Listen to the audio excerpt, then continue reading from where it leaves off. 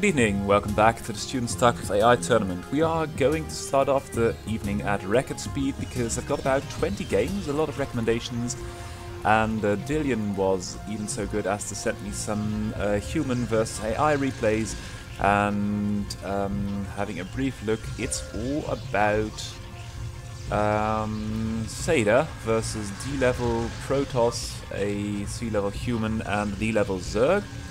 And most of them are called Epic, so let's go and find out what that's about. Other recommendations were, well, a lot of Seda really, and also Purple Wave, B-Reaver, Banana Brain, and of course Crazio, and Thomas Weider's Simp, so this is the first one. And you can see here in progress Crazio's new build order is a cannon rush. And apparently he is killing the forge of Thomas Weider's Simp. And that is ironic because normally Ximp will only build cannons and then behind that a lot of carriers. And it looks like this game is not going to be Seda's game yet. It's got a new forge, but I think that pylon was very unfortunately constructed and now it's going to get cannon rushed. The first two Stargates are up, the first three, of course. Without the expansion the revenue stream will be quite bad, or not there at all.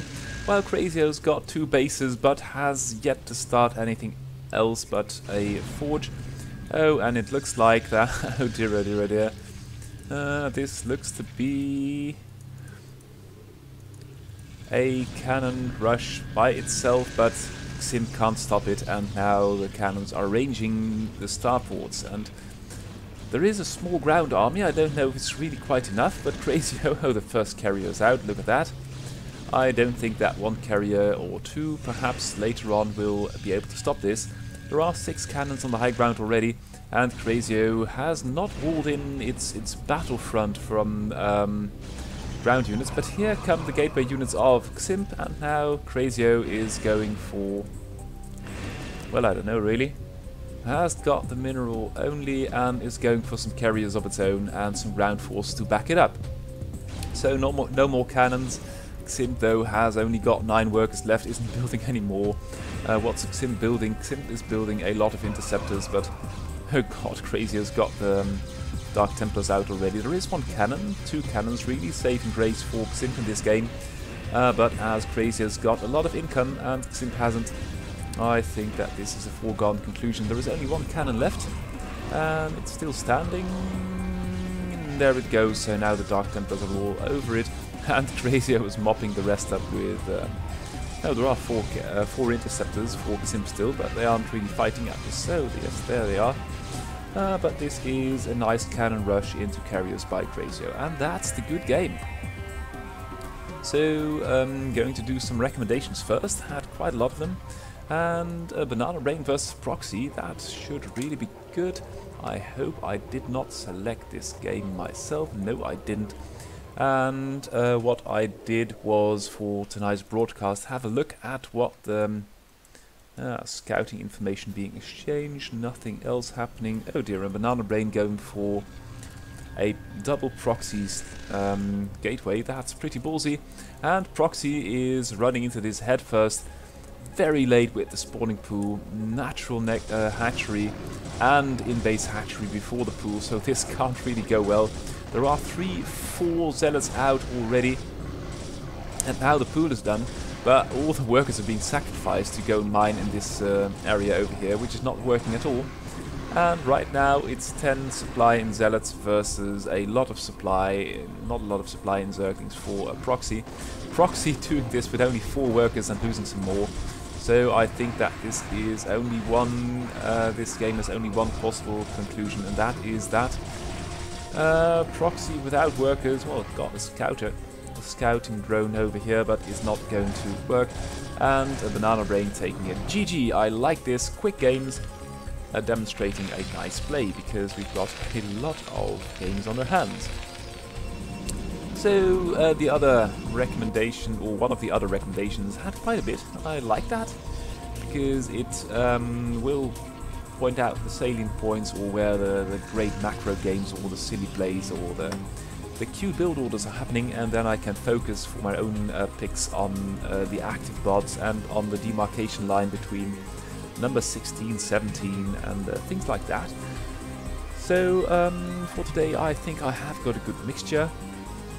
Seda now is going to start with a factory, while Purple Wave's going for a one base goon play. And is this the first goon? No, it's a scouting probe.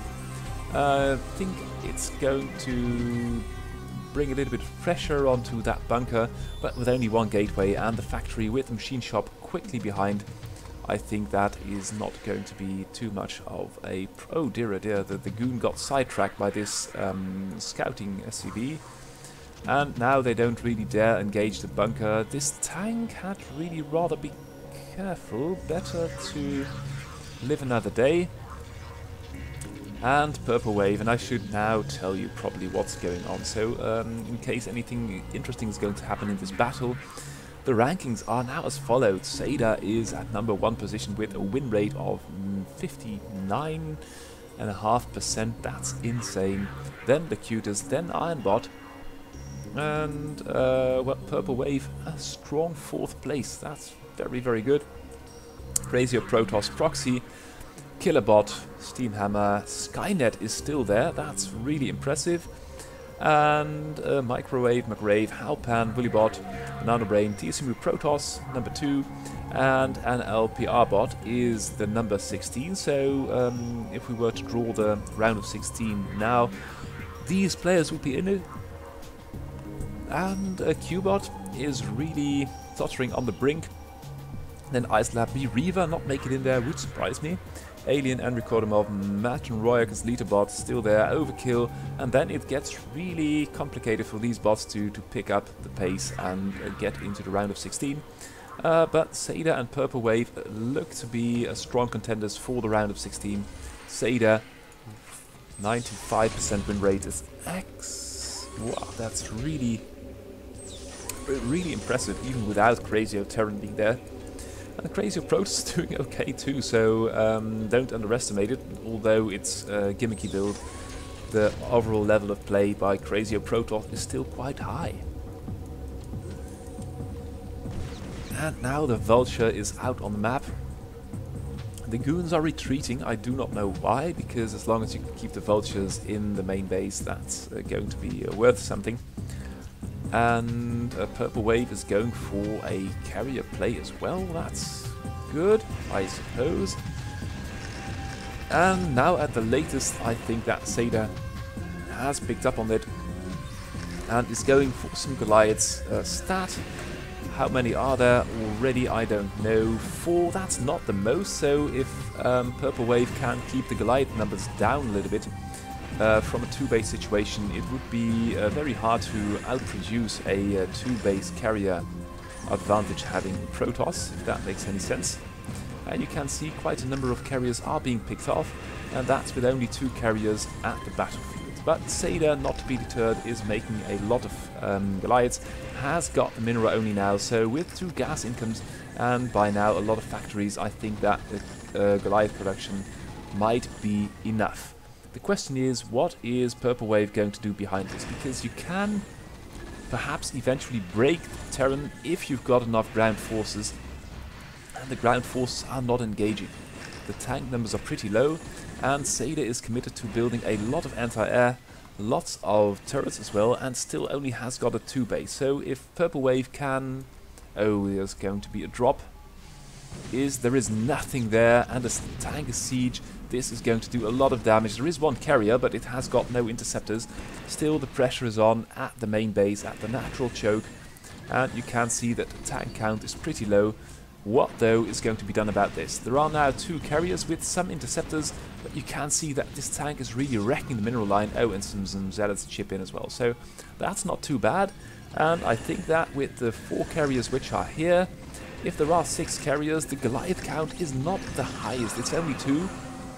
And you can see that Purple Wave is now pressing the issue, is doing a lot of damage to the static defenses. There are no Marines in this bunker, and the Goliaths can be counted on 1 firework hand, and that is not good. You can see now 5 or 6 carriers, and the ground forces are still holding their hand.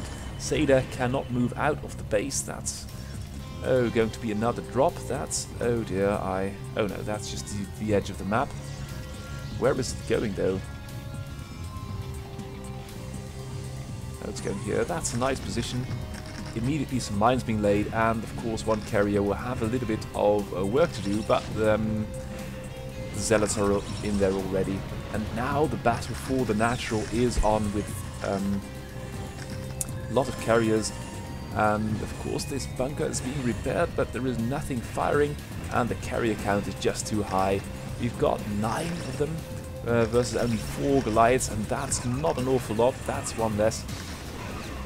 And of course the ground forces of Terran are pretty strong, but it's got nothing to counter this might of carriers. And you can see that carrier play with Crazio, Tizimu, Protoss, Simp, and now Purple Wave is having somewhat of a resurgence. And now the carriers are not going to demolish the natural. Might have a fight with some of the turrets once they pop. Yep, there you go. But other than that, are going for the main, for the production, and you can see that there is nothing mining here. Mining over here is quite limited as well. Purple Wave has now taken this base as well, so very strong showing. And again, a badly damaged tank dropped, could be killed by a probe even, and certainly by this Dragoon. And of course Purple Wave is producing stuff, killing the vultures first while taking some fire from this tank. And no, I think that the probe did the tank in, so that's good. And by now we've got about 10 carriers, nothing mining in the Terran base. So this is a GG. Oh, we've got one hidden base over there, but I can't really see that making much of a difference at this stage.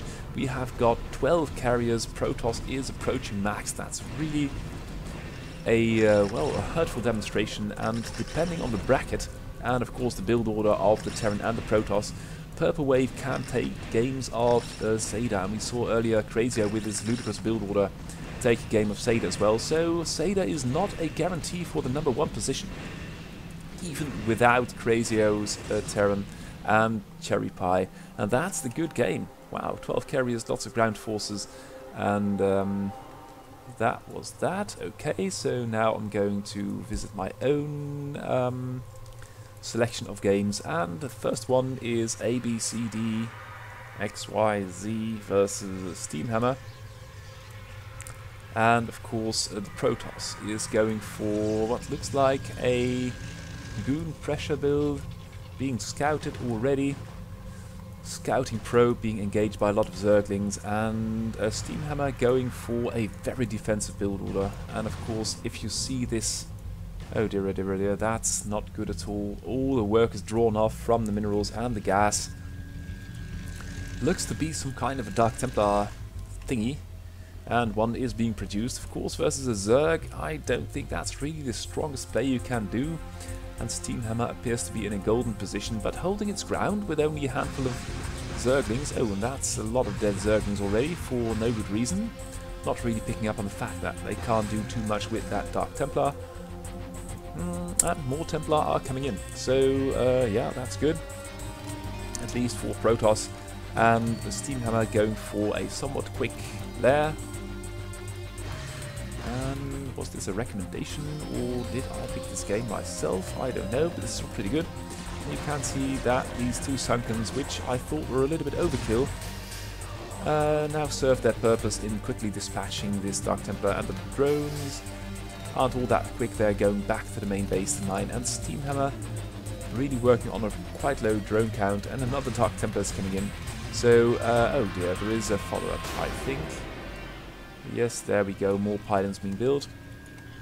Not that ABC is supply blocked actually, but then you can build more pylons and more gateways, so that's good, I think. And a Nexus, yes, there we go. So there is a follow-up, that's good. And Steamhammer is having some issues with killing Dark Templars in the open field, venturing out with a very small force and no Overlord cover. Is there going to be Overlord speed? Yes, it is, so in that regard it is somewhat reactive. But I think that ABC is doing quite well on the back of this Dark Templar thing. Worker count could be a little bit higher, has stopped making workers, and is making a lot of Dark Templars. The purchase it gets from those is pretty good. But then again, in the end, versus 2 Sunkens, you need a lot of Dark Templars to make that work. And of course, there are a lot of Overlords overhead. And now, with the Overlord speed, I think that the Dark Templars in the field are going to feel the pain as well.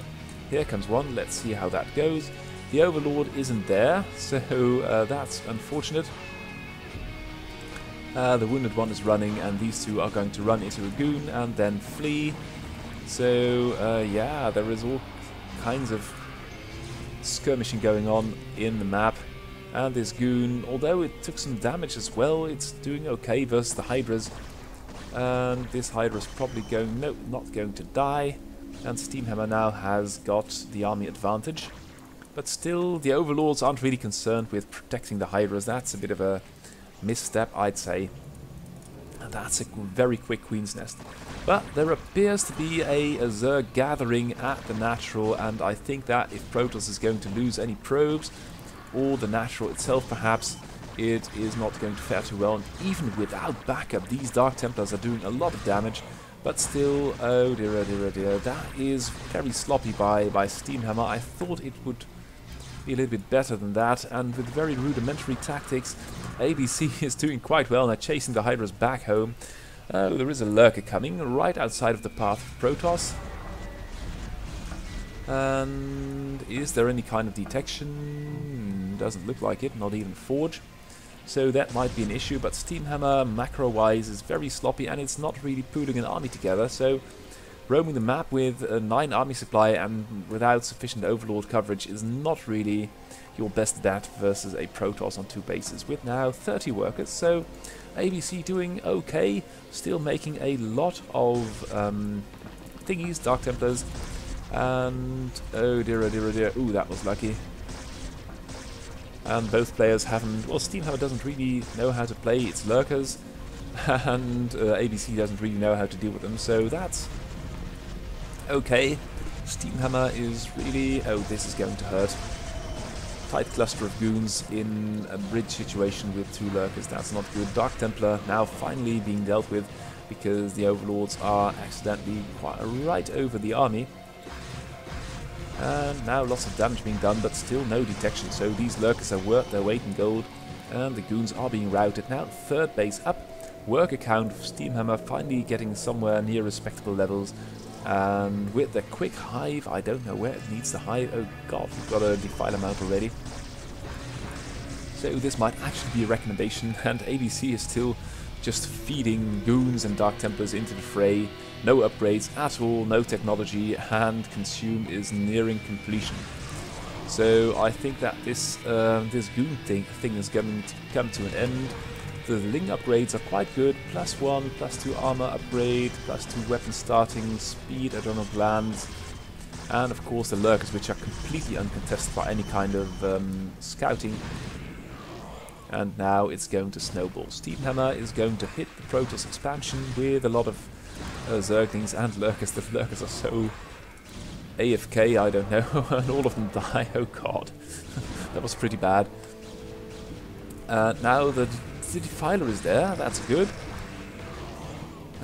What's it going to do though? It can of course cast Swarm. Plague is done as well, but by this point it doesn't really matter anymore because Steamhammer has got so much income. Its fighting leaves somewhat to be desired though, and again, lots of units being killed, the Dark Templar completely ignoring the Defiler, as do the Goons. They are simply not interested in killing the most expensive and powerful unit in the Zerg army. That's pretty basic gameplay for you. ABC not taking the 3rd is going to mine out its main, so it's still only... I don't really... Oh, this Overlord's very brave. Oh, that was a nice plague, including the Overlord. Oh god. And really a whirlwind of consumes going off on these 4... Oh, and they just stopped doing anything, those goons. That's quite silly. Steamhammer, though, is taking more and more bases. Let's look at the production tab. It's okay, it's not overly aggressive, and I think that is because there are no more larvae. Have we got any larvae? Does it show? Yeah, we only got 4 or 6. And Steamhammer now spending its money quite effectively. Another plague on goons, which are already far in the red. The lurkers are there. Another plague. Oh god, this is just insult and injury. And Steamhammer although the play is not really sophisticated and a lot of sharp edges are still there, I think that it's going to be rough edges, I should say, because the sharp edges are mainly coming from these lurkers. In the end, what you got here is a 70 worker economy, and that's your production tab. So that's quite a number of overlords. Of course, being supply blocked in this situation does not help at all. And the overlords are arriving, the ultras are arriving. We got now swarm and ultras and lurkers and lots of upgrades. And ultra speed and armor are done as well. So Zerg really, it takes a while to get there, but once it reaches this stage, I'd really rather not face Steamhammer, because it's just going to throw those masses of Zerglings around. Army composition wise, it's a lot of lings, and then it sort of falls dead on its arse for reasons. But here come some more units, and they are still on track to kill the Protoss building. So yeah, I think, oh, one DT is going to be built, or not. And that's the game. So Steamhammer against supply block, can't really predict the overlords needed for this kind of army. But still a brutal game all in all. Next game up is another PvZ, and it's now Banana Brain, which is not in the round of 16 yet, still has got a lot of hard fighting to do. And Proxy is playing, by the stats, is playing a beautiful tournament. Just let's have one more look. Proxy is 6th now. And if you are going to play 6th ahead of number 7 Kilobot as a relatively new Zerg, you are doing very, very well. This Proxy is in a completely wrong position, and by now there are a handful of Zerglings out, and they can sort of go toe-to-toe with the Zealots, but you really want to have another hatchery, and the Zealots are being led off on a mission. Oh, and Banana Brain doesn't really follow it up, so it's going to build stuff at home. Here comes another Zealot, but it's not really committed to making this this Proxy thing work, and now there are 2 hatches online. A 3rd hatch is being started as well, so the larvae number will be there quickly, and this is going to be a nicely placed sunken. So I think that with a little bit of luck and versus a not really committed Proxy in a wrong location, I think that Proxy is going to be able to set up for the mid game or the late early game, or whatever will you have. So yeah, there we go, lots of workers, I like that. There are a lot of Zergs which are not really doing all that much with workers. Oh, and some mining time lost because there is a Zergling out there, and the Zealots are reduced to chasing it instead of putting pressure on the defenses of the Zerg, which now include 2 Sunkens, which is pretty good. No lair, so this Hydra thing is not really going to be lurkers quite yet. Corsair snapping up its first kill, and that is immediately supply blocking a Proxy. There are Hydras, but the question is, where are they? Oh, they are playing with the Zealots over here, and that's not really good. So, yeah, I think that Banana Brain is doing okay. The Zealots should not fight in range of the Sunkens, and a couple of Spores would be nice at this point. Is this going to be? Yes, that's going to be an Evo Chamber. And the good thing about Spores is that they don't really cost you any supply. You don't have to think about them to micro them. They are just where they are, and they've got quite a range. And you can see how ineffective these Hydras become once there is a Corsair overhead.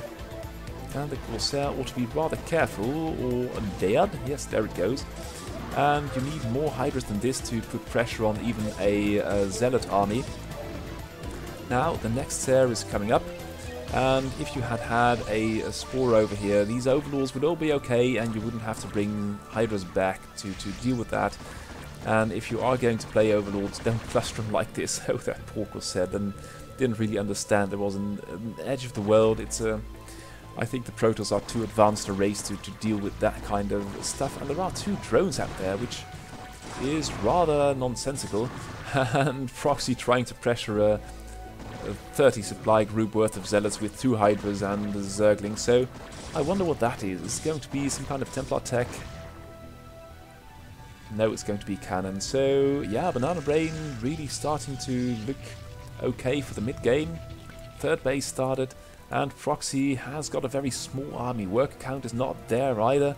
Now going for lurkers. Is there any kind of detection? Yes, there is. Still, oh dear, the Protoss army is all AFK, and there is a lot of angry Hydras in the natural, killing a lot of workers, now going to fall. But the Zerg army is now taking the middle of the map and is going to clean up this pocket, which, oh, that was a Fluked Storm, Mist Storm, and going to kill some production, and then Protoss will only have one gateway and a barely defended natural and no army at all. So that's looking good. I think this fourth is very ambitious, is not going to be defended, and that's a lot of lurkers. And although there is an observer overhead, without an army, that's very hard to kill, and some more workers are going to feel the heat. Reaver is coming up, that's good. No production at all. Oh, still, this gateway is still standing for reasons. And I think that if if the cannon falls, yes, where is the observer? The observer is there. Okay, so the Reaver is somewhat saving the day. Worker count for Protoss is a little bit depressed. And a drone is killing a goon, because why not? And then the goons will wake up and kill the drone. That's good. Proxy doing okay, but the army count is tiny. Still no spores. Oh, and an Ultra Cavern. I think that the Corsair just sees that. And with this small of an economy, I think it's pretty ballsy to go for Ultras. But then again, all of the bases around the map are being taken, and Protoss with no army either is not going to be in a position to defend anytime soon. Here goes the expansion, and then it's just a 3 base, but there are only 3 gateways, more being built of course, but that's not an awful lot. So now Zerg is tearing into the Protoss natural, and Protoss hasn't got an army. There is a Reaver, which is going to have its work cut out for itself. Doing okay, killing Zerglings by the bucket load, and if the Zealots can hold the ramp, this Reaver can do the damage, but it has to land a couple of more lucky hits. And it's got some hit points for itself as well, so I think that Protoss will just hold, but the problem is that Zerg behind this is exploding. There are only 56 workers, that's not the most, and I think that this Ultra can be killed as well, although it's going to drag a couple of Zealots along with it to the grave. No, it's going to be cornered and killed. Here comes another one, and Proxy is just going to build a lot of hatcheries and Ultras. I don't think that's really the wisest composition at this point, but as Protoss hasn't got any base in the world, the natural is in tatters, the third is still up and running, and the main is mining from a depleted geyser. Oh dear, Protoss getting an expansion back, and what the hell is... Okay, that is a good answer to what the hell are you doing building workers and Ultras, but still, Zerg has got a smaller army than Protoss, despite having double the worker count, and is even going to lose... was just about to lose a natural to 3 Zealots. That's absolutely insane. And now it's a game of tag with Ultras versus Zealots, and the upgrades are all there. No fancy technology from Proxy, but the Ultras just overran this expansion, and then Banana's out of money completely. And I think that Proxy is only going to build Ultras anymore. The army composition is 36 larvae and 9 Ultras. The Reaver is doing atrocious amounts of damage, but that's exactly what Ultras can take. So yeah, we've got 1 Corsair left, we've got no workers, no money, and I think that it's only going to be hatches from now on. God, what the hell?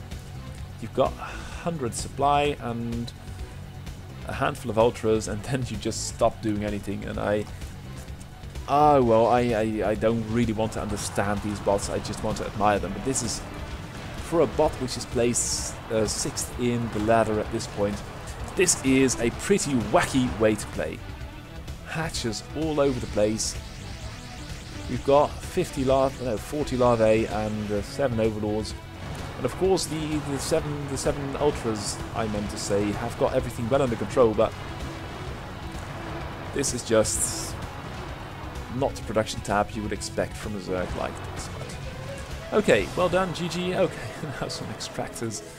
Good God. And that was the game. So GG. Next game up, it's Kilobot, the number 7, and I thought, well, why not have a good ZVT? And I took a small map because Well, as you know, Whopper, Sorenklet's bot is called Whopper, is going to play rather defensively, and perhaps putting it taking it in a smaller map might provide an advantage. And of course, Whopper is no longer as good as it once used to be. It was a very good contender after Crazio and Icebot, but that was years and years ago. Right now, it's going to have to play really well to be able to defend versus Killer. Killer going for a defensive kind of play with a very, very quick lair. That is really ballsy. But of course, if you take this defensive stance at your natural, you're going to have an extra gas, and if you can smuggle a couple of workers in, that is going to be all to your benefit. Now, Whopper is going to completely... Oh, we've got a bunker. Have you got any Marines in it? Yes, about 3, which is good, and is going to go for a mech build. Now, no scouting information has been gleaned from the Zerg, so this muter thing is come at a very, very inconvenient time. As you can see, there are only 3 Marines, and there is just nothing there at all.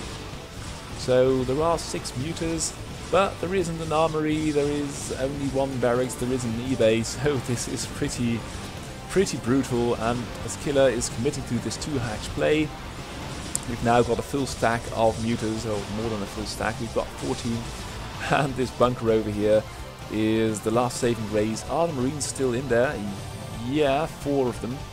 But by now we've got about 20 muters, and this is going to be over really quickly.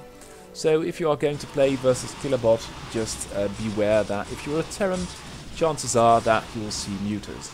So will we see this? Yes, we will. Oh dear, the tank's still there. Oh, it was, and that was the game. So GG. Let's hop into the next game. No, we just did that. Yeah, do another one. It's another ZVT, is Eggbert versus Steamhammer. And, well, oh god, it's Proxy Day today, and the positioning is completely wacky again. I don't know what all these workers are going to do, and... yeah, there we go. So, okay, so this is a concerted push. There is a small handful of Zerglings. A Sunken is going to be thrown down quickly. I don't know if it's going to be quickly enough. There are 3 Marines already. Okay. So, micro-wise, Terran could do a little bit better. And by now, the Sunken will be up. So, I think that Steamhammer has sort of successfully defended that. I don't know. I'd like to have seen that Sunken a little bit more here, so you wouldn't face any run-bys and could protect your worker line a little bit more effectively. And all the SUVs are going back to the barracks for reasons, while the Zerglings are going to attack the main. Is there anything defense-wise going to happen? Yes, but rather slowly. And by now all the mining SUVs are going to be killed, and that's unfortunate, well, at least for the Terran. And the army is going to think of another plan, but by now there will be another... oh, that's not going to be Sunken, but the worker count's quite high. And that was... oh, some Zerglings. Oh, that's really brilliant. All the Zerglings saved, 2 are being pulled off to help them defend. But as there are only 3 Marines in there, oh god, they are going to sacrifice themselves. But now it is a 1 race, because there is only 1 barracks left, and if Steamhammer doesn't crash, and I think it's going to crash the barracks, it still knows where it is, right? Or just going to scout. That's also interesting to see if and when this barrack thing will be found. Yes, there it is, and there is the infantry, and that was the game. Oh, a muter as well, that's pretty cute. Unfortunately, it's ZVT day today, so let's do another one. It's Ironbot. Igor Dimitrievich Iron is doing very well, number 3 behind Cutest and well before Purple Wave and Crazio. So as far as Terrans go, I think that with Seda and Ironbot, the field is pretty stacked. Now Siege Shoes Overkill, of course, took 3rd place CRG last year, and after that haven't seen a lot of upgrades from it. That's unfortunate, because it really came out of nowhere to take 3rd place at a major tournament. That's quite a feat.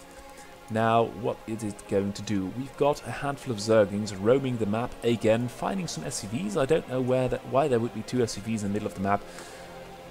Oh dear, oh dear. And yeah, they're not really going to do too much damage. The damaged ones are going to be sent back. We've got a bunker now with 1 Marine in it. Another one's being built, so I think that you shouldn't really, yeah, and there all the SCVs retire, so Iron doing quite well in that respect. Now the initiative is with Siege Shoes Overkill. The bot's called Overkill, and oh no, the initiative has just shifted to Ironbot because it now has a Vulture, and Vultures can do quite nasty things to Zerglings, as demonstrated here. Still 2 more workers out on the map, and I think this this Sunken is quite well placed. And what will these Vultures do? They can't really touch a worker, and it's a bit of a stalemate, so at this point Overkill can't project any force across the map. Oh, and we're going to see a sort of run by. You should keep your distance and micro pretty well. No, Vulture speed is started, and you got a badly damaged Vulture in the enemy's main base. All the links coming off the line now to help him defend against that. The Vulture doesn't really dare to attack at this point, but it's keeping the Zerg army at bay. And of course you already scouted that Spire, so run-bys are actually pretty much worth it. And of course these muters will do away with the Vulture relatively quickly, although the speed is done, so they might have some issues chasing it, or not chasing it, killing it. And there they go, so that's the kill. Now Iron starting the natural as well, and if it's going to lose some Vultures, it will fortify its base with a lot of turrets. So without Kilobot level muter play, I don't think that Overkill is going to do all that well. But here we go, the muters are coming in, and they're quite dispersed and taking a lot of damage from the turrets. That's not good at all. They're trying to find their way around, but again taking way too much damage and going off on a wild tangent towards whatever. I don't know. Oh, and here they come again. So, yeah, there we go. Overkill, what's it making? It's making more muters. And this is quite expensive because you've just sunk thousand minerals and gas into muters, and you can't really do anything with that. Is Iron making some Goliaths? Yes, but not overly much. It has got quite a number of turrets, and versus any other bot but Killer, that would be okay. So the question is, what do you do with your muters? You could try and lift the blockade at your natural. You could do a hit and run, but then you have to commit and kill 1 turret and then the other ones, and each in turn. You'll lose some muters, but you could take command of the natural. And yes, that's a nice catch. And of course the Vultures are faster, which is complete rubbish. And Overkill is still building muters. That's quite a lot of muters. So at some point the muter cloud will grow strong enough that you can just swoop in there and kill a lot of turrets like this. Oh, and there is a Valkyrie. But the Valkyrie ought to be pretty careful because this lot of muters can really do a lot of damage. Oh, we've got 2 Valks now, some Goliaths, but the muter cloud is just too strong, looks like. Oh, and this you've got to really commit to kill a Valk, because once they start doing this, you are going to take a lot of splash damage, and with 3 Valkyries on your tail, it's really hard to flee, and you can see that the muter count is falling precipitously. The muters in existence are taking a lot of damage. That's 4 Valkyries. Iron going way overboard on them. It can't really analyze how strong they actually are. The 3rd base is not yet up, but it's fortified already, and this one muter is having a lot of angry Valkyries on its tail, which is no fun at all. And now Iron is in command of this game because it got the container. It hasn't got any siege tanks because it was rather committed to building Goliaths and now some Valkyries as well. Is it building any more? No, doesn't look like, but more turrets, which is always a good idea because you can see that you're not going to be completely overrun in a matter of minutes. And now the Valkyries are all over it, and yeah, Overkill switching to Hydras, but you've got a Terran with 2 bases and a contain going, and then you'd really pray that there aren't going to be any tanks, because switching to Hydras at this point can't really be worth it. And Iron is very, very slow with the tanks. I can't really understand why it's not even making Wraiths. And I think that is a miscalculation, but it's setting up shop with some turrets over here. That means you've got a strong bridgehead to fall back on. Lurkers can't be a threat, Mutas can't be a threat any longer, and then you just need 1 or 2 tanks to keep the Hydras at bay, because otherwise your turrets are going to burn. And oh, we've got 1 tank coming up, but the Hydras are out in force somewhat. The composition that Iron has at this point is completely worthless against Hydras. And the mines will perhaps do some damage. Yes, a lot of damage actually. That's 10 Hydras lost for nothing. And a tank on the high ground. So Iron, nice contain, nice harass, good defense against the Mutas, but you really need some tanks up here. Oh, and Overkill now fleeing with the... Oh, that's 5 Valkyries. They're killing stuff so fast. And they can take quite a pounding, and of course there is a contingent of SCVs over here for repairs. Question is, where is that tank? Oh, here's the tank. It's pretty badly damaged. So Overkill might do something with that. But right now it's being set on by these Valkyries and losing quite a bit of Overlords. So just had to produce a large round of Overlords. And now there is Wraiths and Valkyries still. And that's a very precarious position for any Zerg to be in. And the Zerg is going to visit this base over here for no good reason at all. Some Overlord cover, that's good. But the third for Iron is up, and Iron is incredibly lazy with the tanks. It's going for all kinds of skirmishes in the middle of the map. Good repairs, good contain. The main for Zerg is out. But then again, if you had brought 3 tanks, this would have been over ages ago. And now some tanks are hitting the map. We've got 2 actually, a third coming up, that's great. And a 4th command center, so comsat wise I think Iron is golden. And now it's going to bring that production to bear and turn the screws on the contain, and you can see that the Overlords are all going to congregate at this point. But versus these Valkyries with their splash damage, that's just a huge damage suffering potential right there. And now the tanks are rolling up to the front, are going to shell the Hydras, and once the Hydras are gone, these Overlords are going to be quite a juicy prey for the Valkyries. And Iron taking its sweet time, production wise, not being overly aggressive, lots of infrastructure, upgrade wise, doing very okay, technology wise, good as well, no nukes, but right now it's got the locks on Siege Shoes Overkill. The Air Force is all over it, and Overkill is mined out. So I'm just going to call the GG on the odd chance that Iron will win this game. And I'm going to go into another game. It's going to be a Protoss versus Zerg and Cubot. And I really ought to look that up. Cubot is China University of Mining and Technology. So probably it will make a lot of drones. But we'll see what it's going to be doing. It's not a 4-pool, which is good. And Protoss is not going for a proxy, which for today is pretty good as well. Here we go, no proxy. And that is a quick pool and then an expansion, so somewhat safe. And will we have some Zerglings as well? Probably, yes, here we go, 2, 4 and 6, and that is 8 Zerglings. So going for a little bit of a force here, and Madnix hasn't got a thing in the world. Wow, that's... Oh, there are some Zealots, but they aren't really doing anything. Now we're going to fight. The first one dies, and the Zerglings are all over it, killing some buildings, killing some workers, doing away with some mining time.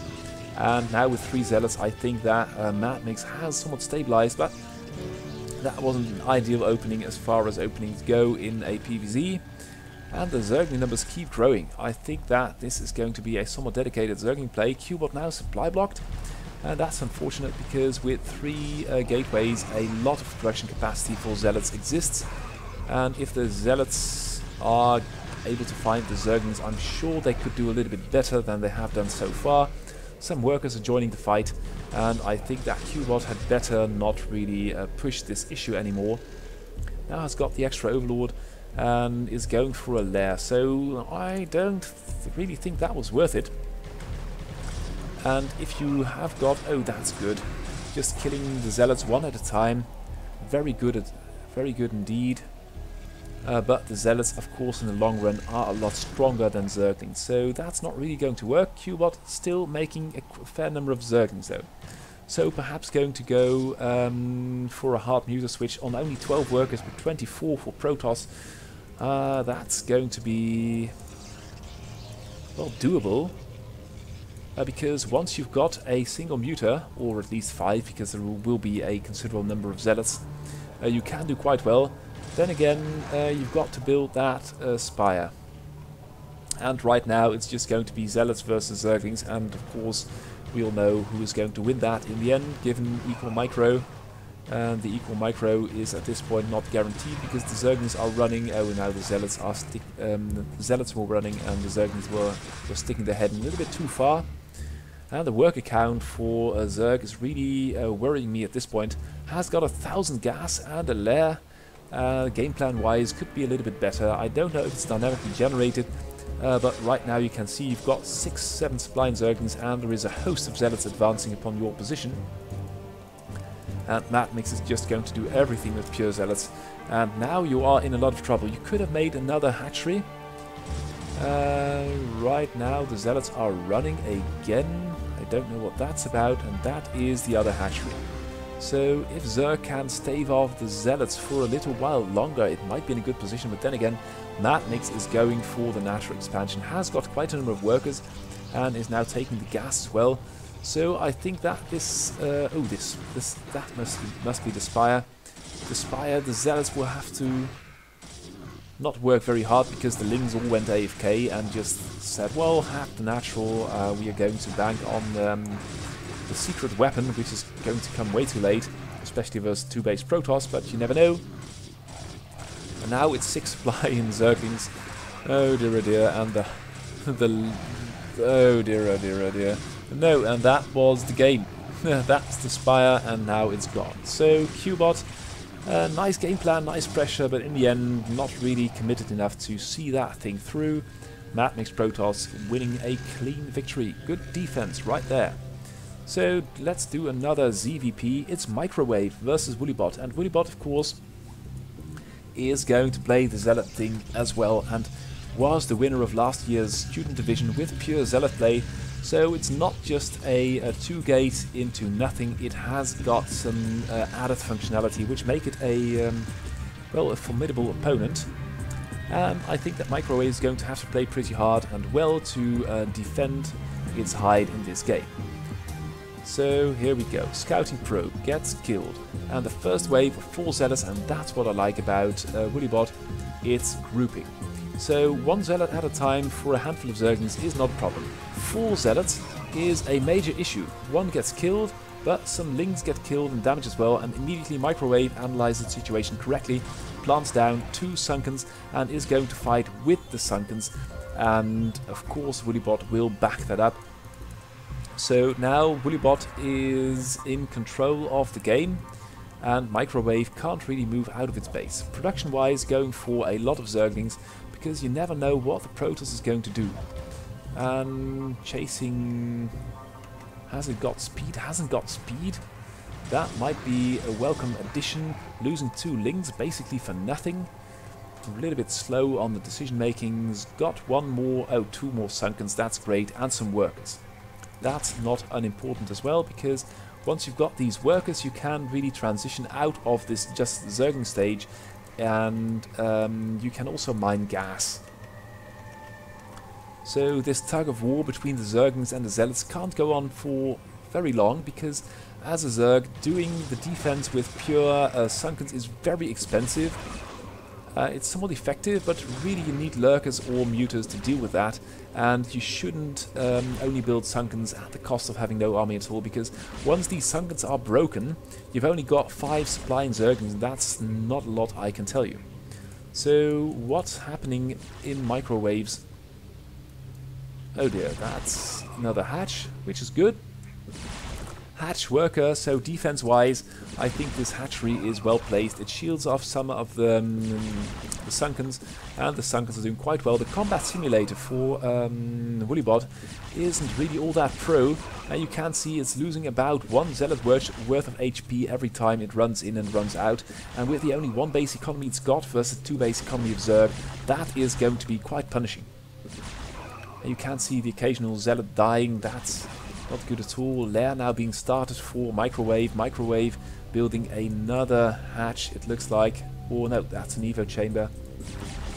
But with 3 hatches, 6 Sunkens, and an enemy which is going to build only Zealots and lose some of them every once in a while, I think that Zerg is in an okay position, and Woollybot really ought to expand or make some more technology, but I don't know if it's actually capable of doing that. Meanwhile, Microwave is gearing up, making a small Hydra army into a relatively well-sized Hydra army, and Woollybot, as you can see, is just losing hit points, losing Zealots, and it will only be a matter of time. Oh, another hatch, I like that. So Microwave really rather passive, and now moving out on the map with the Hydras and the Zerg. We shouldn't be too greedy, but can always fall back on the sunken colonies, and that is going to do... Oh, look at the Hydras. They're not a critical mass where they just can one-shot Zealots or do too much damage, but that point is approaching rapidly. Upgrade-wise, they've only got speed, haven't got range, and haven't got upgrades coming up either. Lurker aspect is about to be done, and I don't think that... Oh, now the Hydra train is getting stuck, losing some tails. I don't think that Woollybot has got anything in the form of detection, and the first Lurker in a conspicuous place is being morphed. So with the Sunkens... Oh, and the Minera only could have taken that a bit sooner, because this hatchery could have been placed over here for a little bit extra income. And I think, is there a drone out on the map? No, not yet. But I think now with the Lurkers, these Zealots have had their time. They are just not able to... And this is really rather painful. They're wading in and losing about 2-3 Zealots and more in hit points. And this is not a battle you should pick. And that is really indicating the limits of the capabilities of this Protoss. Once the Zealot thing fails, it's going to have Devil of a job getting out of its bind, and Microwave now is taking things very slowly, very meticulously, not overproducing workers, going for another base outside on the map. I like that. And the Hydras and Lurkers have got the Zealot thing well under control. Now Woollybot is starting gas and the Nexus, but as they say, it's a little bit late. And now the Nexus, oh, it will finish actually, but there are now more Lurkers than there are Zealots, and that of course is not really the best mixture you'd like to see as Protoss. Microwave macroing steadily behind this, going for a lot of... That's a Sunken. Going for some drop defense perhaps, and a lot of forces. So yes, this race is run. This Protoss Zealot Bay was not strong enough, was pretty strong for a while, but versus all these Lurkers, it's not there. So let's hop into the next game. And a game without a Zerg for a chance, that's good. It's a Roman Daniellas versus Toothpick Cactus, and I'd like to show a game of the Cactus series, and Toothpick is the best at this moment and the only one playing in the tournament. So yeah, and I thought, well, what adversary better to take than a Roman Daniellas? It's one of the old 2013 class that Michael Cherticki gave back in the day. Thomas Viders from that lot as well. But Daniellas didn't really update his bot anymore, so it's a bit slow, but it can do awesome things. I've seen Dark Archons, I've seen Corsairs with Disruption Web, which I haven't seen any other bot yet do. So it's really capable of very complex gameplay, and it has just sort of missed the big macro revolution of the last 4 years. And it's like watching Isle of Uv or Nada play versus a modern Terran or Zerg. The micro is there, it's all very good and well, but it's just the macro. The macro is lacking, and a Toothpick hasn't got the best Vulture micro in the world. You can can say that again. Taking so much damage. But I think with the 3 vultures, it should be okay. And the zealots had now better run. Some repair would be nice, and they just forget about the zealots. That's might be an issue later on. So Roman Daniellas still being able to put a lot of pressure on this Terran with just zealots, and despite the fact that there are vultures out there which have speed now and mine, so should be okay. Taking... oh, cancelling that building, that's good. And the vultures are just buggering off to God knows where, while the base is overrun by zealots, workers are being killed, production and buildings are being delayed, and I think finally now that Cutest has got things somewhat under control, and Daniellas, of course, has got the advantage in the opening stage of the game, but that is a nice ninja natural or expansion, but it's being found, and that's very unfortunate. There is one marine over there. Oh, the base gets cancelled. That's unfortunate. That's going to take a lot of time. And with some vultures out, of course, you could kill those 2 zealots and you wouldn't have to cancel that command center. That's going to take some time rebuilding it. And right now, Roman Daniellas is going to take the map with 3 vultures. So basically, it's zealots over marines, vultures over zealots, and now goons over vultures. And the vultures are going God knows where.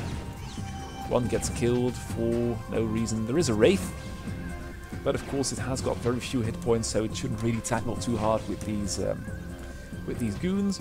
And now the natural is going to be restarted by Toothpick Cactus. And the goon numbers are quite respectable. There is a natural up and running for Roman Daniellas. And you can't see this, but we've got plenty of playing time left. Ooh, that mine was really about to hit a lot of Protoss units. But once you've got a small ball of goons like this, as a Terran hybrid army, it's very hard to fight that off. You can see lots of damage being... oh, the mines! And that's something that Daniellas doesn't really take into consideration, the mines.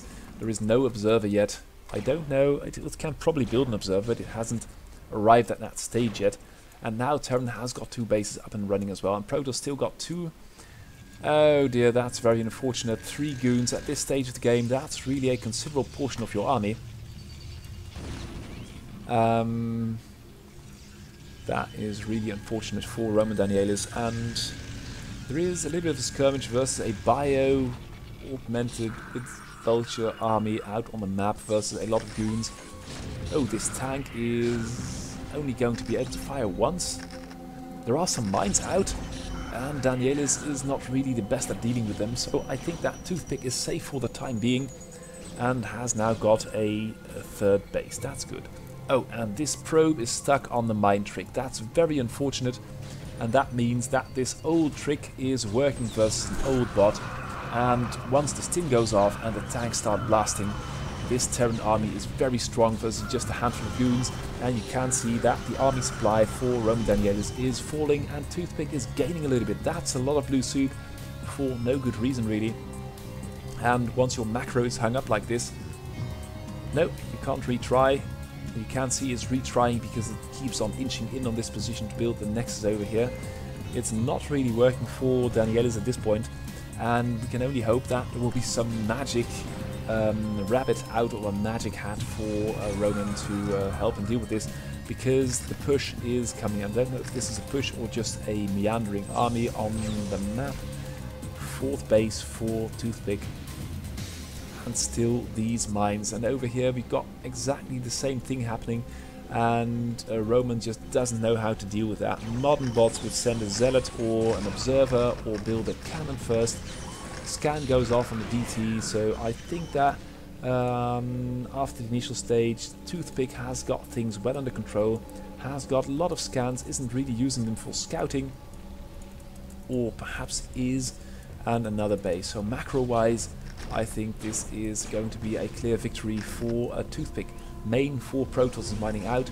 Some kind of shuttle play is going to be done. I saw a Dark Templar being scooped up, but right now there is just not enough fighting power in the Protoss army. Oh dear, and even a Valkyrie going to pester the shuttle a little bit. There are some cannons, and of course it's going to take a while for the tanks to reach the Protoss base, but this is a one-direction fight at this moment. The map is turning orange, and we've got 60 SCVs dispersed over a lot of bases. I think that's good. You can build a nice and large army without being too reliant on one or two bases for most of your income. And the tanks are now blasting up on the high ground and slowly approaching the natural. So yeah, this is the game. Good show by Daniellas, but Toothpick was stronger in the end. Let's do some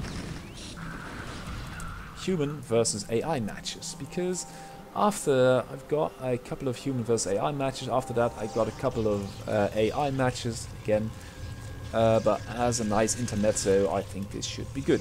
So Alistair is going to play AI bot, which is Seda, and of course the last time we had a man versus machine match we had, I think, Gem 5 playing whoever it was, I think Crazio or Tiasimu, and Gem 5 was, well, a good Russian amateur, but really I think about A level, so really smashed all the bots around. And of course the bots haven't been as good yet, so they can beat top human players reliably.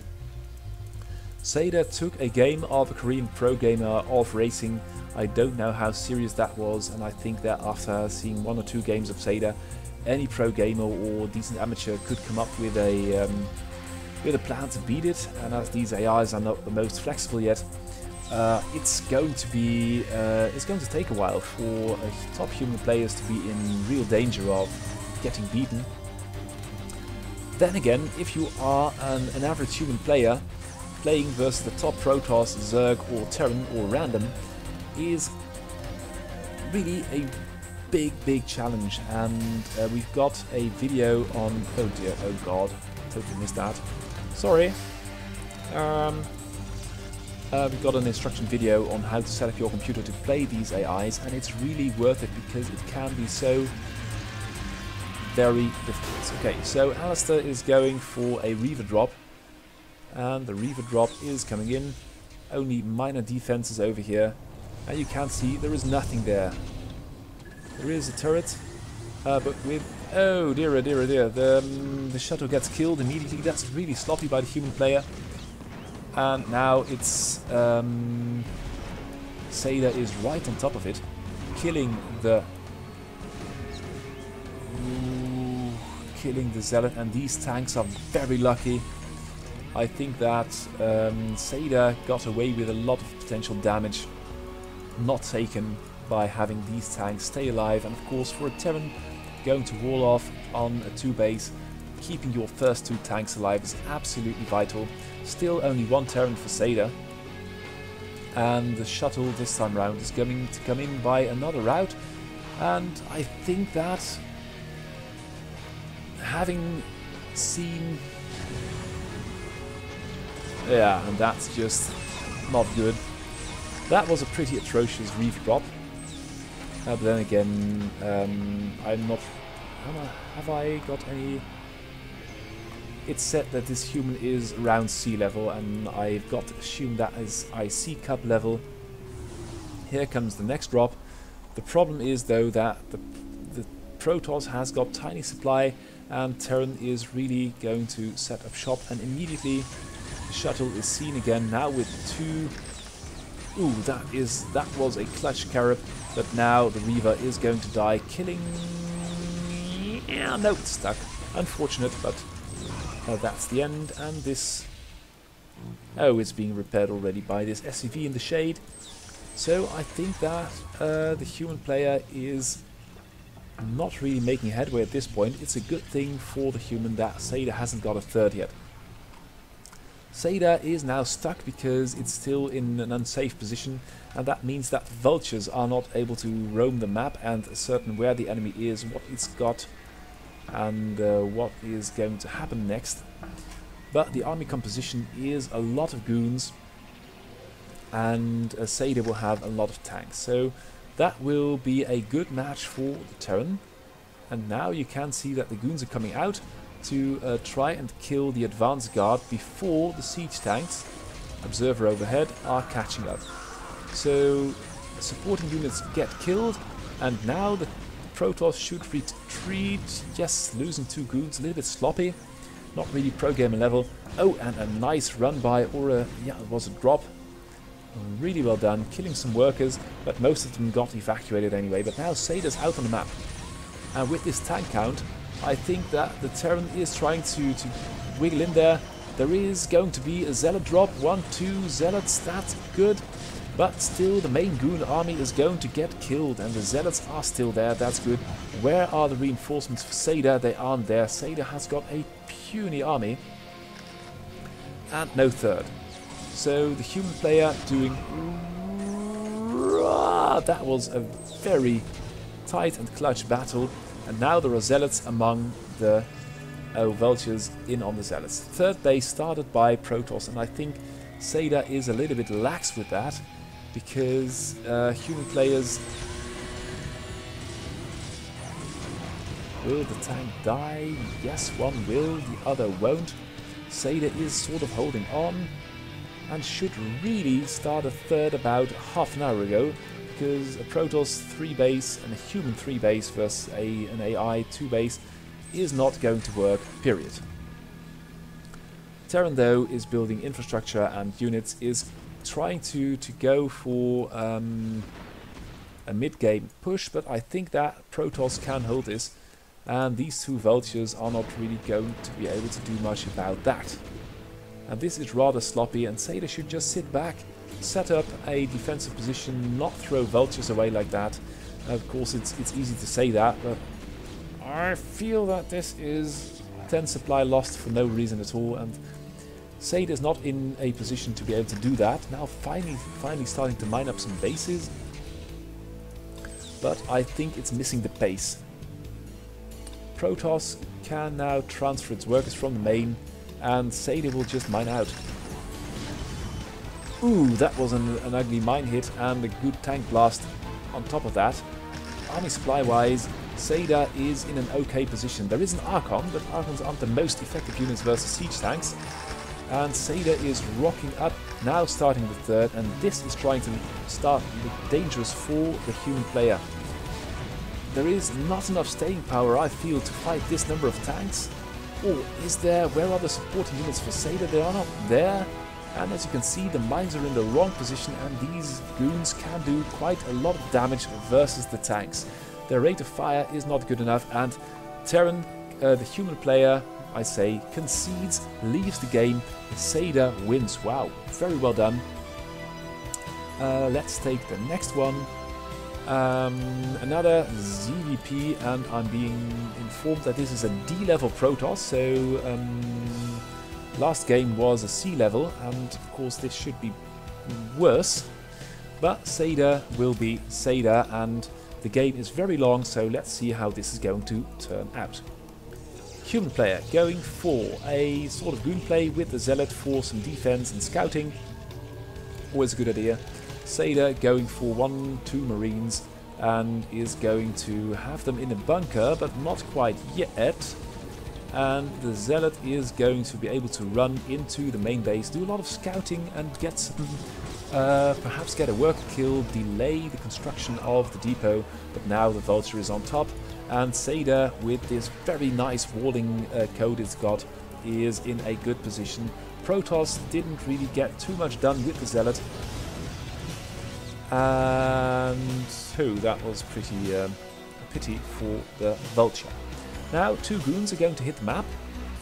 The siege mode will not be done, but there will be a tank. So with the repair I think it's okay. And look, this micro, the tank is just baiting the goons to come into range of the bunker. How many Marines are in there? 4, so that's doing quite a number of damage. Oh, this goon gets unstuck, was not put on hold, and got killed by the tank and the bunker. So I think that Seda is in a good position right now. And I think Papillon is recognizing that, putting down a third base, going to McRae, because if the Terran is going to turtle hard, nice tank on the high ground, very well done. If Terran is going to turtle hard, you can just out-macro him in the long run, and you're just going to... Oh, that's nice. A small patrol over here. Just make sure that no dropship with any kind of Vulture or Goliath shenanigans is come into play. And nice worker transfer. Worker-wise, Papillon is doing okay. It's building workers out of this and that nexus. So eco-wise, I think Protoss is ahead at this point. It will just need to devise a plan to build to break a defense like this. This is a lot of tanks, 4 siege tanks. Protoss, what are you doing? Not building, building some army at least, but building a lot of probes and infrastructure and technology too. That is good. So Seda starting the +1. Yeah, there we go, the armory, and of course it grants you the capability of building Goliath in case the Protoss goes for some kind of carrier tech. And the 4th base is about to be started. Papillon can't really keep his money down at this point.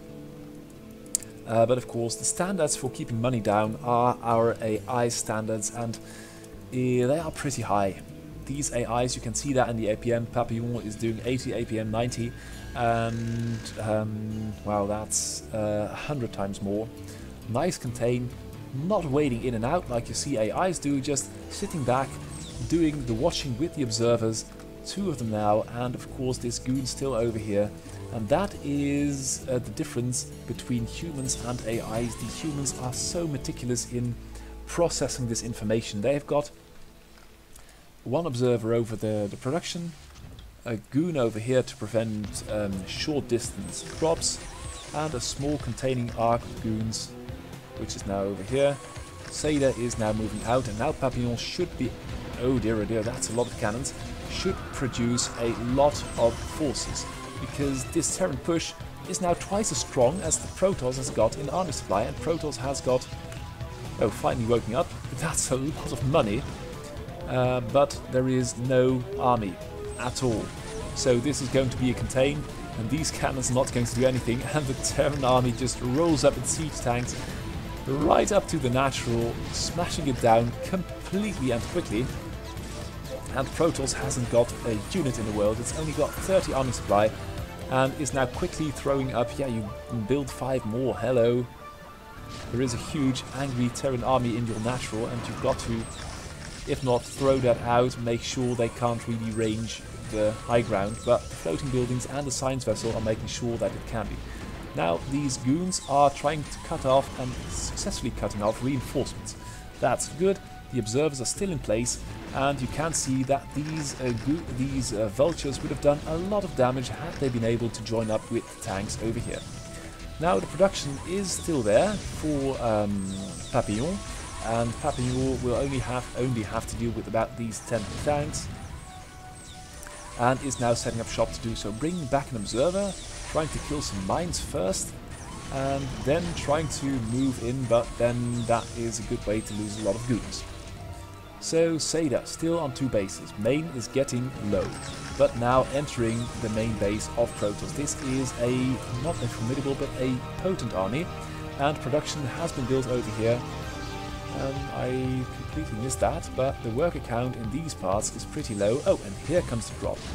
And that's pretty good. There is not a single unit in the world, and now Papillon is scrambling. Its army is over here, it's got some units over there, there is a vulture harassing the worker transfer, and this base is sort of depopulated, and this tank, it can't really do too much about that. Sending 3 goons now, that's good, and these goons will tear that tank down. That's good, workers coming back, not too much damage done, but still the siege is ongoing, and the 3rd base for Seda is up. So the human player is under a lot of pressure. It's building goons for what zealots for what it's worth, but will need to break that contain sooner rather than later, because the tank count just keeps growing and buildings keep dying. That's not good, and this army looks like it's quite strong, but it's not really mobile. But there is going to be a flank or a backstab with a lot of units as well. And that is what AI players should learn. That if your main is contained like that, you stop producing units over here, you don't build any new technology either. Oh dear, these probes are severely messing up the army as well. you should build some production over here in your colonies and prepare an army to backstab this tank contain. So the human player is doing that well, and I can only hope that Seda is learning something from it. Of course, this is an offline Seda and not connected to the tournament Seda, so yeah, it's not really learning a lot in that regard. Protoss could take more bases. It's got a huge amount of money and is now going for a small stab at the natural. This bunker is empty. Oh, this is very good, and Seda will have to retract some forces to try and deal with that. And of course it will deal with that because the Protoss force is relatively small, the amount of damage done is relatively modest. But now I think that this floating building will be engaged, and Protoss should bring some zealots, but is now in sort of control of its main base. Oh, and this is interesting. But the natural of Seda is still under attack and it can't really reinforce. So this army is out on its own, more tanks are being pulled back, and more reinforcements are being sent in from the top. And I think that Papillon just forgot about all the units it's got over here, because they would be enough, in my opinion, to clear out these tanks, but these tanks are leaving by themselves, and they are getting caught behind the force in position. Nice tank on the high ground, doing so much damage, and the reinforcements being sent in from the top left. Papillon has got a lot of money, and has thrown up a couple of, at least one cannon to keep this base here in check, and building some gateways here as well. That is what it's all about. You need to know where you've got to produce, and now Seda, this base is depopulated. The container's broken, the workers coming off the line to try and help, and could plant a nexus over here. Still got a respectable bit of army over there, and that was the game. GG, human player wins. Ooh, and it's a good thing that we're not going to see how that ends, but that was that. And we've got one more human versus AI game. It is a Zerg player, and I'm going to speed it. Yeah, it's a Zerg player, and it's over here. And it is a D-level Zerg, and the replay is called Epic. So perhaps it's going to be good. You never know. D-player Zergs are 10 times better than I am. I started losing to TSMU about 2 or 3 years ago, and haven't tried to beat an AI since. It was that humiliating. Or not humiliating, but decisive. I just couldn't beat it for the life of me. But let's see how this human Zerg is going to deal with the best Terran in the tournament. With the absence of Crazio, Terran, of course, it's hard to say it's really the best Terran out there, period, but it's pretty good. And it's mopping up some Zerglings, so that's pretty good too. There is going to be a Sunken, I hope. Yes, because all the Zerglings are dead. And now Seda, undeterred, is coming to come for some worker kills. How many will it get? Oh, that's 2. Oh, dear, oh dear, oh dear. That's a lot of worker kills right there for you. Seda doing quite well now, the natural sort of protected by the Sunken. And clearing out vultures with the Zerglings, even though they are badly damaged, oh, spawning right on top of them, is easier than I thought. And of course Seda is not that advanced that it thinks out what kind of units there are coming to... which units will pop from these eggs. So, what's this? Zerg now at 40 APM. That's a kind of APM level that we are not seeing daily in AI land. AI bot, of course, it's Seda is already throwing 4k APM around and killing the scouting overlord with some Goliaths. So yeah, there we go. Oh, I think that the thingy, the Spire, was scouted by Seda. Has it got a comsat? No, hasn't. So how does it know? Perhaps... No, the vultures were long dead before, because perhaps they spotted the lair and that was the cue for Seda to build a lot of Goliaths. That wouldn't be uncharacteristic, because if you've got a lair you're going to see lurkers or muters probably, and you need turrets for detection, and it wouldn't hurt to have some comsats as well for some mobile detection. Oh, and there we go. So the Spire is done, and you can see that the human, I shouldn't say the Terran, the human is trying to produce units as quickly as possible. And Seda is going to harass with just one vulture, keeping a lot of Goliaths at home, has got siege mode nearly completed and is now building a lot of vultures to take map control. Now another run-by, and the run-by runs straight into a level of nastiness produced by these hydras that doesn't really enjoy it very much. And the next run-by isn't going to enjoy itself very much either, and the one after that is going to be cut short in turn. So Seda wasting a couple of vultures, okay, but really wouldn't have done that. Third base now up and running for Zerg, and another base started. So it sees that these bases aren't threatened at all, and the human Terran would send the vultures round to try and deal with those, and that's exactly what's happening now. So these bases may not be as safe as the human player thinks. Now the hydras have got these vultures under control, but the vulture numbers are growing, and now the vultures have found this base over here, quickly depopulate it and run out before that thing even starts building. Dropship flies by, and the vultures don't even try and attack that. That's weird, and I don't know where that dropship is going. Oh, it's going here, and that's pretty... no, you can't drop there, and the dropship gets stuck. Now, where are the Goliaths? The Goliaths are still over here. Where are the tanks? There aren't any tanks. Seda going for a third base, and is really... Wow, that's a lot of hydras and drones. So, although these AIs have got brilliant balancing tactics of when to build units and when to build workers, these humans are better at keeping their armies alive and just producing the shit out of the resources they've got. So now these Goliaths are there, and where is the siege mode? There is siege mode, but Terran is not using it. Oh god, look at that. A couple of irradiates, a couple of tank blasts. Ooh, repair was too late, but that was a decisive victory. And now Day and Light has got 20 army supply. That's not the worst, it's got a lot of units. Oh, and it's losing a lot of workers over here, that's not good. So it's a bit idle at this point. And all the workers here got lost. And immediately producing a fat round of hydras. And that is really what the human mind is all about, making decisions and carrying them out. And these AIs, they are making a lot of tiny decisions and re-evaluating them all the time. And that is... oh dear, oh dear, oh dear. That was a bad decision, not protecting this base at all. Workers having to come off the line.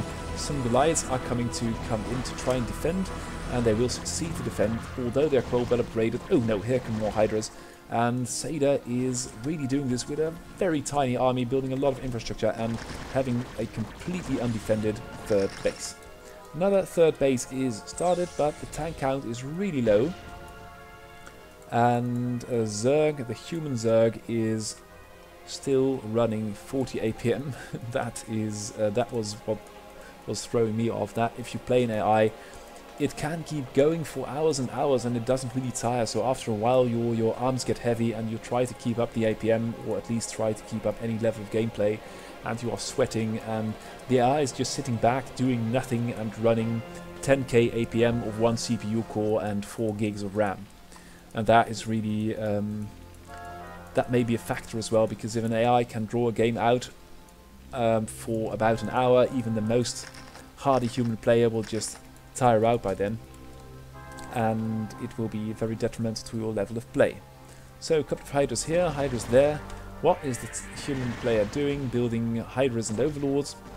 A little bit supply blocked, has got a lot of money, but has got quite a good army, and has got 4 defilers with a lot of upgrades. Dear, dear, dear. Let's see how Seda will deal with that. The tank count, I believe, is still pretty low. Yes, only 4. And the Zerg has got free reign of the map. These vultures, they will find some hydras and get killed. Yes, the last one only retires. And now Seda is pushing. So I think that's good timing. Only one vessel gets killed. And these tanks are really too far out there. They should retreat, but they haven't really got a concept of what swarm is. It's a complete rout. That was very unfortunate. The science vessels, they try and kill hydras, but they are not very good at that. Oh dear, oh dear, oh dear. Oh, that's a nice irradiate on that defiler, but of course there may be more. And now Zerg is pouring into the Terran Natural, which doesn't really work because there is... all the output of the Terran production and a nice minefield, so that doesn't work. But then what will Zerg do next? This base is properly defended by the minefield. Terran still has got a puny army, and Zerg is just sitting back on a mountain of minerals and building 4 defilers at the time, has 2 already, and a load of Zerg, and this is going for Ultra. Could do a little bit more in the eco department, and oh dear, it's going to be pure macro mode. Could take another base. Seda is trying to push again. I think it will run into a war of swarms again. But then again, the defilers, yeah, there is your swarm. Oh, at least one swarm. Oh god, these are the worst micro defilers ever. And Terran completely raises the Zerg army. Oh, and here come the Ultras. Have they got any upgrades? They've got armor, speed is completing, but without swarm they are not all as powerful as hoped, but with some reinforcements, no, Zerg is really under a lot of pressure. Overlords are taking the piss because they are in an unsafe position, on hold, and now the tank count is there and in force. So yeah, Seda doing pretty well, bringing on the contain, and although a lot of Ultras are coming in, oh that's a lot of Ultras though, and coming in from the rear as well, that's a rout for the Zerg, but still the tanks keep firing while retreating, and Zerg hasn't got the greatest army anymore either. So main mind out for both players, natural getting low for both players. Zerg has got 2 bases, Terran's got 1, and whoa, this is a very expensive game of Minesweeper, I can tell you. Boom. But still, Ultras be Ultras and have got a lot of hit points. But by then, Seda has brought some tanks over to defend. And Zerg is really, had a little nice bank, but that bank is evaporating quickly.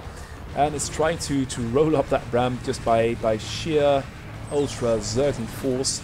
And there are enough supporting units, so I think that Seda might just hold this. But more Ultras are coming. Where are the reinforcements for Terran? 1 siege tank over there.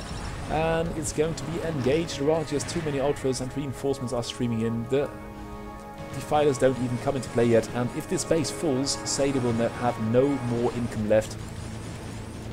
And that is surely going to be the game, especially since the natural is mined out, and now the Terran army is dwindling. It can't be replaced. The Zerg army is rolling, and ooh, that's a nice drop, but still that sunken wasn't completely ignored, and although some workers die, in the end it's not going to matter because that was a nice drop, and this was your 3rd base, your only source of income. Plague over the Terran units, and Ultra Zergling stuff going on, fights left and right, and this Ultra, oh, that's a nice number of Scourge. This Ultra single-handedly demolishes what's left of the Terran army. There is a nice number of science vessels left, but they haven't got any energy, so it will take a while before they can irradiate, and now it's the GG. Okay, so I'm going to end this game with the last game. It's going to be a PvP. It's Cutest versus McRae, and to call into your memory, Cutest is at number 2, and McRae is well within the borders of the round of 16, but has lost 9 games already. So yeah, what can be said about that? Not doing as well as expected or as hoped really, but then again Cutest is a monster. So after this human versus AI madness, I think this will be a just closer of today's broadcast. Of course, the round robin will continue until all the bots have played 2 games against each other, and that's a hell of a lot of games. We are not nearly there yet, so but the major lines are drawn out, and it's going to be, well, the top 10 I think is pretty much fixed already, and the top 16, I think there will be about 3, 4, 5 places which can be contested still, so that's what this game is going to be about. Cutest denying the scout, and that is easily worth 1 work because you can do all kinds of cool stuff behind that. The nasty thing is that you've then got to make your army exit the base, and there you go, bringing home the scouting probe, making extra sure. And it's a defending goon, so no giving away, no scouting information. Oh, and that was what Cutest was hiding. Dark Templar tech, and right now McRae is scrambling. Is that forge? I hope it is, because otherwise this game is going to be over pretty quick. Now blocking off the ramp with the goons. That gives us some inkling that McRae is on to what is happening. Because as long as these Dark Templar are not in the main base, you can lose a couple of goons. Oh, they're just trying to hug them. That's a decent strategy. The Dark Templars so want to get into the base. We've got a Robo Bay, and now we need an observatory stat. This is so tight. These Dark Templars, there are 4 of them. 5 now. They could have easily, 6 Dark Templars, they could have done a lot of damage versus the goons. And this is the observatory. Now the observer is building. McRae was brilliantly on the spot with that defense, and the Cutest is so committed to this Dark Templar tech, now building some goons. But the observer will be there, and now the Dark Templars will be in a lot of trouble. They are still trying to reach the worker lines, but are not actually fighting, and the Cutest's army is small, very small as a result of that. And although the Cutest has got the best goon micro in the world, it hasn't even got range done yet, and the goon numbers are wildly in favor of McRae. McRae ought to go now. It should analyze. It's being very cautious with the observer. But if you beat down a very heavily invested Dark Templar ploy like that, you've only got to do one thing, and that's rush over and kill the enemy, and that is exactly what McRae is now doing. And still the Cutest is trying to defend for what it's worth, but right now it's got only 1 goon and it's dead. So yeah, there you go. McRae clearly on top of the game, and these Dark Templars, they should have beaten the goons, but they were so intent on getting up the ramp. It didn't really work, and now McRae is on a tear in the natural, killing so much worker stuff, and the Nexus is still standing, but more workers are being ferried down. Now with 2 observers, all the Dark Templars being sent down haven't had a snowball's chance in hell, and perhaps the Cutest, yeah, what can you do? A human player at this point would tap out, but the Cutest is still trying for dear life to take the game. And although it played beautifully, blocking off the ramp and then the natural choke to prevent any scouting information leaking out to McRae, McRae shows that it's a very good contender, and in the round of 16, if these 2 meet, I'm really going to enjoy the games they will play, because they have so many tricks up their sleeve, and they can pick build orders left, right and center, which are very hard for the other to predict, and that will be a beauty to watch. But for now, I think that the Cutest has been beaten. Here goes the main. And has it got some workers? It has got some workers. It is actually mining. But I also think that this base will soon be found out, and I'm going to wait for that, because with AIs you never know. But I think that this is a very dominant goon army. And McRae is slowly taking possession of more bases. And yeah, that's giving it away, but still, oh, there is a probe exiting from this base. Oh, and another one. Might there be a Protoss Nexus? Yes, actually there is. And only then, after the scouting zealot has found it, move down the ramp and kill it. So that's the GG. Thank you for all contributors and all our friends who have recommended games, and of course everyone who is sponsoring us. You can find the Patreon link in the top left. If you like what we are doing and the tournament we are running, do sign up as well. We are very grateful for every support we can get. So for now, thank you for watching. I hope to see you again next week, and have a good New Year's Eve. Goodbye.